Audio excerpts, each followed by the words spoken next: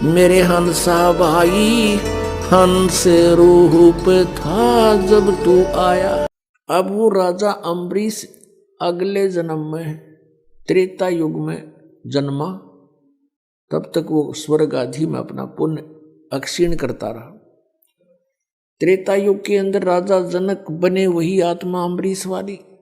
ऋषि सुखदेव जैसे महर्षि को कहीं ठिकाना नहीं मिला, राजा जनक से उपदेश लिया तब उसका कल्याण हुआ। इनका कल्याण कितना होता है, स्वर्ग तक पहुंच जाते हैं उन साधनाओं से, बस इसी को ये कल्याण मानते थे। अब दास जो आपको समझाना चाहता है, हम उसी पॉइंट पर आते हैं। अब राजा जनक जब अपना समय पूरा करके जाने लगा, विमान आया विष्णु के लोक तक। विष्णु का पुजारी था, विष्णु जी के लोक से विमान आया, उसमें बैठकर राजा जनक जा रहे हैं। अब इस काल के जाल को समझना है हमने, हम कैसे मार खाते हैं। अब जब इसका विमान जा रहा था तो रास्ते में एक नरक था, उसमें 12 करोड़ आत्माएं अपना पाप कर्म भोग रहे थे। हाहाकार मची थी, चिल्ला रहे थे, उनको कूटा जा रहा था, बुरी तरह पीटा जा रहा था, और किसी को कहीं यातनाएं, भयंकर यातनाएं दी जा रही थी।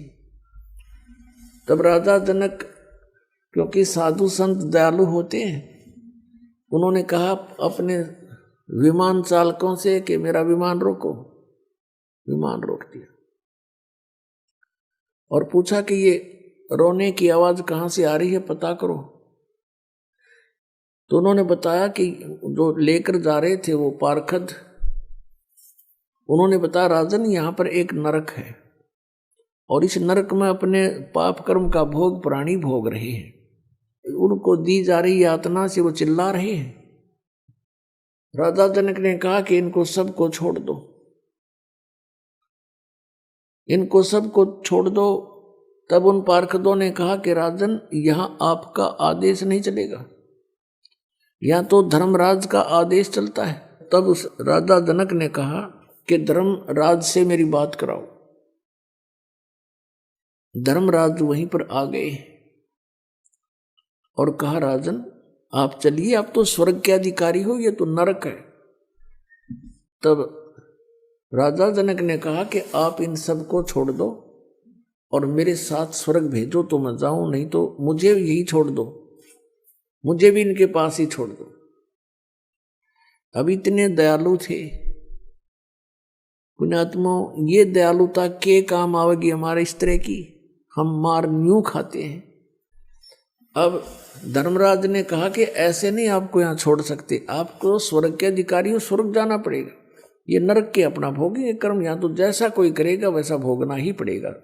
तो राजा जनक ने कहा कि फिर मुझे भी यहीं छोड़ दो, मैं नहीं जाने का।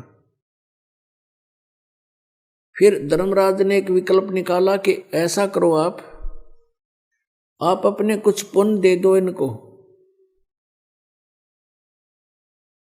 अपने पुण्य संकल्प कर दो, उन पुण्यों के आधार से इनको तेरे साथ वहां भेज देंगे।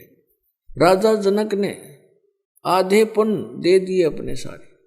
इन पुराणों के अंदर राजा जनक की जो हिस्ट्री हम पढ़ते हैं उसमें लिखा कि इन्होंने बहुत बड़े बड़े यज्ञ करे, लाखों करोड़ों व्यक्तियों को वहां पर, साधु संतों को भोजन करे, भंडारे करे, गौएं दान करी ब्राह्मणों को, ऐसे यज्ञ किया करता था। अब जो पुण्य किए थे उनमें से आधे उन 12 करोड़ को दे दिए। वो 12 करोड़ आत्माएं नरक से निकाल ली गई, विमान में बैठा करके उनको भी राजा जनक के साथ स्वर्ग भेज दिया। अब पुण्यात्माओं, जब तक राजा जनक के द्वारा दिए गए पुण्य उनके साथ हैं, जो 12 करोड़ नरक भोग रही थी आत्माएं, तब तक वो स्वर्ग में रहेंगे। और वो स्वर्ग के अंदर उनके पुण्य जब अक्षीण हो जाएंगे, फिर पुण्य उसी नरक में डाले जाएंगे, क्योंकि उनका फिर वो पाप कर्म भी अभी शेष है। और दूसरी तरफ राजा जनक के आद्यपुन तो वहां गए, बाकी इसने वहां स्वर्ग के अंदर नाच कूद करके गाने गुणे देख सुन के वहां किए, इनके कर्म बिगड़वा दिए, पुण्य समाप्त हो गए।